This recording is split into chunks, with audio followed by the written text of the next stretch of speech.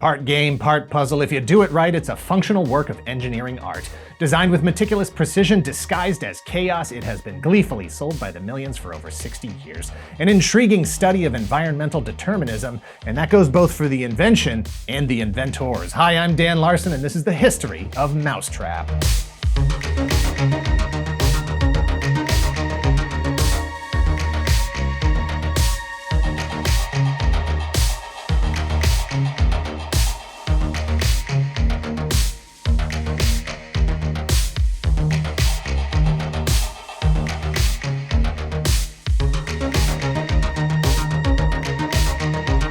Thank you to KiwiCo for sponsoring this video. Go to kiwico.com/toygalaxy to get 50% off your first month of any crate right now. KiwiCo is defining the future of play by making it engaging, enriching, and seriously fun for all ages. They create super cool hands-on projects and toys designed to expose kids to concepts in STEAM. That's science, technology, engineering, art, and math. Each monthly crate is designed by experts and tested by kids and teaches a new theme through hands-on learning and fun. KiwiCo now offers 9 subscription lines, each catering to different age groups and topics, a unique gift idea for kids and adults, including some new seasonal holiday-themed projects. Everything you need to complete the project, from instructions to materials to tools, is right there in the box. You'll even get an educational magazine filled with content to learn even more about the crate's theme. KiwiCo believes that the key to a better tomorrow is developing the skills to problem solve, innovate, and create. That goes for kids, that goes for all of us. The projects provide hours of entertainment and something to show for your investment in time. KiwiCo now ships to over 40 countries. Click the link in the description below now to get 50% off your first month of any crate by going to kiwico.com/toygalaxy. Again, that's kiwico.com/toygalaxy, and thank you again to KiwiCo for sponsoring this video. Mousetrap is a board game that was first released by Ideal Toys in 1963. It is designed for 2 to 4 players or as few as one resolute individual motivated by curiosity and a willingness to abandon the rules. Mousetrap pits players against each other in a cutthroat game of elimination, or rather, avoidance of it. A brutal narrative unfolds as participants willingly cooperate to construct an absurdly complex mechanism of detainment, which they will then take turns attempting to subject their former accomplices to. You are a community of mice building the means of your own entrapment, policing yourselves as you fight for a reward, the cheese of self-preservation at the expense of liberty for all, learning too late that even a bathtub and an old boot can be the tools of the carceral state, because in the absence of justice for all, oppression takes whatever form is available. Roll the dice, move your mouse, build the trap, take the cheese, turn the crank, capture the mouse, live another day. Mousetrap was originally created by a toy design and engineering firm called Marvin Glass and Associates. They were a company who developed concepts for toys and games that were then sold or licensed to manufacturers like Ideal, Hasbro, or Mattel. It's a lot easier than doing all the work yourself. And Marvin Glass should know he dedicated his life to toy design after a production debacle in 1949. Miniature stained glass window Christmas ornaments were not the hit he was hoping for. He lost over $1 million in production and promotion, leaving him over $300,000 in debt. He was saved by the intervention of a man named Edward Goldfarb, who had created a novelty mechanism that replicated the motion of a hen laying eggs, but in this case, the eggs are marbles. It was a meeting that set off a series of events that changed the toy industry. Glass, along with $300,000 invested by his own friends, turned the marble-laying mechanism into the Busy Biddy Chicken, then sold the concept to Topic Toys, who then sold over 14 million units, netting him $314,000 in royalties. Glass and Goldfarb teamed up again on Yakety Yak Teeth, the now classic wind-up chattering dentures novelty, which Glass sold to Fishlove and Company, who sold over 3 million units, earning Glass $84,000. Marvin Glass and the entire toy industry were benefiting from being produced at the beginning of a new era of manufacturable goods, the age of injection-molded plastics, a process that made it possible to produce durable goods cheaply, quickly, and in huge volumes, with results that were more refined, more elaborate, and more profitable. For proof, look no further than Mr. Machine, released in 1960, a complex clockwork automaton who, when properly wound, would move across the room on wheels, swinging his arms, his mouth opening and closing, bells ringing, steering in all directions. The inner workings were exposed through translucent housings, but the play didn't end there. Take it apart, reassemble it, understand the function of each piece. It was a hit for manufacturer Ideal, even becoming part of their corporate branding. Mr. Machine was designed by Marvin Glass associate Leo Kripik. While Glass was a brilliant salesman and promoter, he was not as gifted from a technical standpoint. But like Walt Disney, he surrounded himself with people who were exceptionally talented and motivated them to do their best work, so everyone could get paid. By the 1960s, Marvin Glass and Associates was one of the most successful toy design firms in existence, regularly delivering ideas that made millions for toy companies and in turn millions for Marvin Glass. Known for his salesmanship, his work ethic, and his unprecedented approach to security on the business side, he was just as infamous for his indulgences on the personal side. In 1970, Playboy magazine published a profile on Marvin Glass illustrating his home and personal life. Glass owned a 96-year-old renovated carriage house the article refers to as a live-in adult toy, a mansion where he would throw lavish parties for friends and business associates. Hi-fi stereo system built into a marble and glass cocktail table, a grand piano and microphone for the showbiz personalities that regularly attended his parties. Art by Picasso, Dali, and Gallo, floors made with inlaid teak, and an emperor-sized ceramic Roman tub that seats 8 with complimentary lighting system and a jacuzzi whirlpool. As the article puts it, should a sudsy frolic be in order? Playboy magazine was the only place you'd be able to see photos of what some of his parties actually looked like. In 1962, Marvin Glass had an idea for a new kind of game that was similar to, but legally distinct from, the comic strips created by Rube Goldberg, specifically the eponymous Rube Goldberg devices, which he had become famous for. Rube Goldberg, after graduating in 1904 with a degree in engineering, made a lateral career move and became a newspaper cartoonist. In 1912, he brought his engineering and cartooning together with strips that depicted absurd, unnecessarily complex machines to complete mundane tasks like using a napkin, opening a bottle of beer, eating asparagus. They were a critique of how overly complex modern life was becoming, how difficult we sometimes make it to solve simple problems, how advertisers will invent a crisis, then sell you the solution, how there are incredible inventions to address the big problems in life, but nothing to soothe the incidental woes of everyday existence. Where is the device to dry my toothbrush when I am done brushing my teeth? Marvin Glass proposed an idea to his designers, a three-dimensional board game that functioned like a Rube Goldberg device. Gordon Barlow, a relative newcomer to the company, stepped up to take the job, but after working on it, he became disheartened by the complexity of the engineering. Rube Goldberg's devices weren't real. They didn't actually have to function. This one did, and it needed to be reproducible both in terms of cost-effective manufacturing and by kids aged 6 and up as they played with it. Time is money, and he wasn't going to be personally responsible for delivering a failure. But he was encouraged to continue by Bert Meyer, another designer at Marvin Glass and one of the managing partners. This was something that had never even been attempted before. It was breaking the conventions of board games in general. To this point, the industry had been dominated by games like Monopoly, Stratego, Go to the Head of the Class, Clue, Candyland, Risk, and like 100 different versions of chess. Mousetrap Game, as it was originally called, was ready to go for the 1963 Toy Fair. One of Marvin Glass's first stops was Milton Bradley, the company with a roster of Hall of Fame games like Stratego, Candyland, Yahtzee, Huckleberry Hound, Tiddlywinks Tennis. They were coming off a year where they introduced both Aggravation and Password. James Shea, the president of Milton Bradley, when presented with the assemblage of parts on the game board, legit scoffed, saying, quote, "This is not a game. This is nothing. A game, you play it on a board and you roll dice, but this is a lot of plastic junk. We can't use this."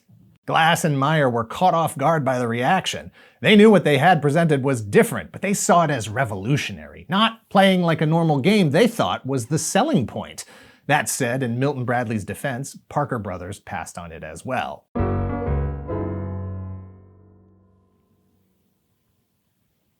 Pass.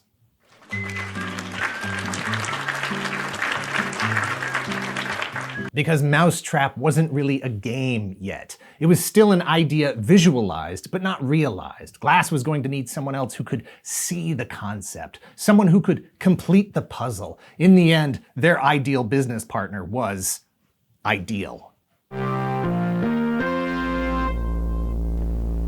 This is Mousetrap, a game in which building the trap is half the fun. You roll the dice, move your mice, build the trap. But could this thing really catch a mouse? Let's watch.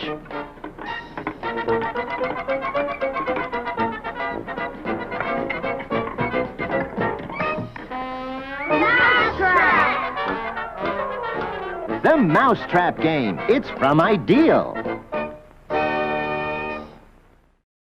Ideal Toys opened for business in 1903 when they invented the teddy bear. Through the 40s, they saw their value rise from $2 to $11 million.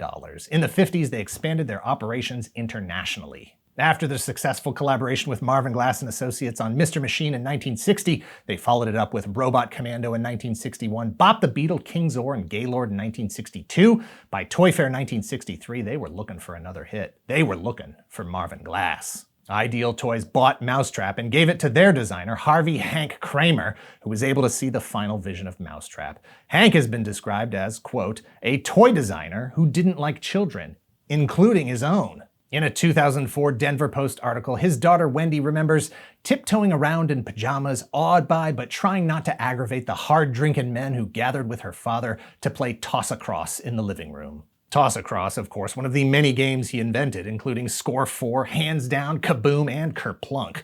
He was also the guy that sculpted the Ford Mustang horse logo and created Mr. Clean. Hank was able to bring his unique insight, some call it genius, to Mousetrap to create a playable game around the assemblage of plastic components. It's his version of the game that got it into stores. All it needed was a little less revolution, a little more convention. Kramer incorporated the familiar components of other popular board games, rolling dice to determine your mice movement, a deliberate order and spaces that prompt players to build the trap in the center of the board, a singular path to the end of the game, and then the final loop as mice flirt with capture or freedom. Mousetrap was exactly the big hit Ideal was looking for. I would say it sold like hotcakes, but to be honest, Mousetrap had a better year. Hotcakes sold like hotcakes. Mousetrap sold like Mousetrap. And that kind of success attracts attention, especially from the guy you got your idea from. At 80 years old, Rube Goldberg wasn't going to just sit there and watch someone make bank off Rube Goldberg devices without Rube Goldberg getting a piece of that cheese. He reached out to Marvin Glass to see if there was any way to at least put his name on the box as an inspiration. Despite their concession that they had absolutely been influenced by Goldberg's comics, Glass's lawyers aggressively rebuffed all advances. Glass wasn't interested in sharing. Furthermore, in 1964 and 1965, Glass and Ideal would introduce two more games, Crazy Clock and Fishbait, that were just as evocative of Goldberg devices as Mousetrap. Goldberg would ultimately license his name and some of his own designs to a company called Model Products, who produced model kits with Rube Goldberg branding. Rube Goldberg's animated hobby kits hit in 1965, but lacked any sort of gaming element, and if anything, had already been beaten to market by Mousetrap 2 years earlier. 2 years later, in 1967, Mousetrap was officially granted a US patent. Mousetrap got a refresh in 1975 by Sid Saxon. Cheese tokens were added to the game, allowing for an additional element of strategy. Marvin Glass passed away in 1974. Despite the loss of the sole owner and driving force behind the company, the other managers and associates carried on. Glass himself was succeeded by his management partners, including Anson Isaacson and Joseph Callan. Mousetrap continued to be a hit for Ideal, but not all designs were so lucky. Every year there were concepts that cost tens of thousands, sometimes hundreds of thousands of dollars to develop that would never make it to market. The pressure to deliver results, to earn bonuses, was real. Staff was frequently expected to work long hours, and the degree of security that Glass had implemented at the facility, whether real or for show, increased pressure on the designers. An environment of stress, of exhaustion, in some cases of paranoia, permeated the office. In 1976, Al Keller, a designer who had been working for Marvin Glass since 1972, arrived at the office and shot 5 people, killing Anson Isaacson, Joseph Callan, and another employee, Kathy Dunn, wounding 2 others before killing himself. The police established no motive, but did note that Keller had the names of 14 persons he planned to kill written on notes tucked into his socks. Keller allegedly believed that he was in a kill or be killed situation, thinking he was being followed, invisible spies lurking everywhere, attempting to steal ideas, working in a constant state of paranoia, which he denied was the case, but ultimately succumbed to. For the next decade, Marvin Glass and Associates continued to design toys. They even stepped into the arcade world in the early 80s with Domino Man, Tapper, and Timber. In 1985, they released Rocks and Bugs and Things, which was their final collaboration with Ideal Toys. Because in 1987, Ideal Toys was sold by CBS Toys to Viewmaster International. As part of the sale of Ideal Toys to Viewmaster, the international assets were purchased by Hasbro, as were the individual rights to Mousetrap and Kerplunk. In 1988, Marvin Glass and Associates dissolved as 3 partners and 2 designers formed their own company called Big Monster Toys. Mousetrap has been a staple of the board game industry for nearly 60 years. It has bridged generations of children to grandchildren. It has received regular cosmetic updates to keep it looking new and exciting as design aesthetics change. And it has even bled into other media. In 1990, a British Saturday morning kids show called Motormouth featured a segment based on Mousetrap, but in this case, it was scaled up to life size with kids replacing the mice. No, the kids themselves wouldn't be caught in the trap, rather the prizes they were trying to win would be if they didn't successfully complete the Double Dare style physical challenges in time. In 2004, an advanced version of Mousetrap with 3 different mousetraps was released in the UK. Different board, different trap construction, and a trap trigger that can activate randomly. In 2005, an aspiring engineer and performance artist named Mark Perez created his own life-size version of the Mousetrap mechanism. Having been obsessed with the game and its construction since he was a kid, he wanted to bring that excitement for physics and engineering to kids all over the world, to inspire them to plant the seeds of curiosity. Mark Perez's life-size Mousetrap is now a traveling performance art show that, thanks to fans and crowdfunding sources like Kickstarter, has gone from Detroit to New York to Michigan to Florida. According to their website, the goal is to create a team of artists, funders, and educators who think the words education and imagination should be the same idea. Hasbro modified the game for a new generation, changing the objective from last mouse standing to first one to reassemble a block of cheese. Assembling the Rube Goldberg device is no longer part of the gameplay. Your parents put it together before you even start playing. It is now activated by a pullback stop sign instead of a crank. Getting trapped means sacrificing a piece of cheese, putting you one step further away from winning the game. You can still get both versions depending on how you want to play. You can even get a version themed to the Elephant and Friends universe from 2014. Hasbro introduced a version of Mousetrap as part of their You Build line of games. Think Lego meets board games, really pushing the idea of building the trap. It's almost parody. It is practically art, the degree to which Hasbro has pushed the idea of convoluted complexity over gameplay that inspired Mousetrap in the first place. From a review on geekyhobbies.com, You Build Mousetrap has some interesting ideas that ultimately don't work, which leads to a broken game that has nothing to do with the original Mousetrap. Mousetrap is going to take us into the future, or rather, prolong our current entertainment media limbo with a new reality TV game show. Produced by Hasbro's E1 Media Production Division in cooperation with Fox, it is being described as a physical, non-scripted format based on Hasbro's classic board game, Mousetrap. From a Deadline.com article published in July of this year, 2021, the series will pit contestants against one another as they navigate larger-than-life obstacles recreated from the game. Through a series of demanding challenges requiring the utmost physical and mental endurance, each episode will culminate with its final round, with the last players standing working together to steal as much cheese as possible while risking capture by the iconic Mousetrap. The more they steal, the more money they'll win. I don't know, 2022 probably, who cares? According to Wikipedia, actual mousetraps are the most frequently invented device in US history, with a total of 4,400 patents issued by the US Patent Office and thousands more applicants that were denied. You can blame Ralph Waldo Emerson, who is credited as having said, "Build a better mousetrap and the world will beat a path to your door."